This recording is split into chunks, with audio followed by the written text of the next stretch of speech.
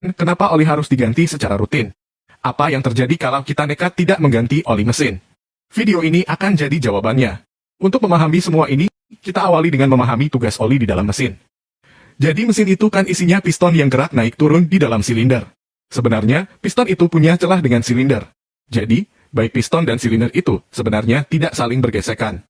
Tapi kalau ada celahnya, kompresinya pasti akan bocor. Karena udara yang mau dikompresi bisa keluar lewat celah-celah ini, itulah alasan piston punya sepasang ring. Ring ini akan merapatkan celah tersebut.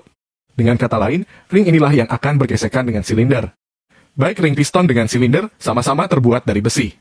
Yang mana kita tahu, kalau besi ketemu besi, pasti gesekannya bisa keluar api. Di sini, oli berperan sebagai penengah. Jadi oli ini punya kemampuan khusus, yakni masuk ke celah supermikro. Dalam kasus ring piston dan silinder, oli akan masuk di antara dua komponen ini. Sehingga, meski kita melihat ring dan silinder itu bergesekan, tapi nyatanya ada lapisan oli tipis di tengah-tengahnya. Itulah yang membuat ring piston bisa bergerak naik turun dengan licin tanpa menimbulkan gesekan.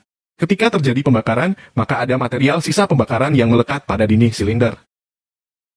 Ketika piston bergerak ke atas, maka material sisa pembakaran yang ada pada dinding silinder bisa bercampur dengan oli yang ada di dalam ruang engkol. Material sisa pembakaran ini memang jumlahnya sangat sedikit. Tapi dalam 1 menit saja, bisa terjadi hingga ribuan kali pembakaran. Jadi kalau diakumulasi dalam jangka panjang, material sisa pembakaran ini bisa mengubah warna oli jadi lebih hitam. Jadi warna hitam pada oli itu disebabkan karena oli terkontaminasi oleh material sisa pembakaran. Dan ini normal.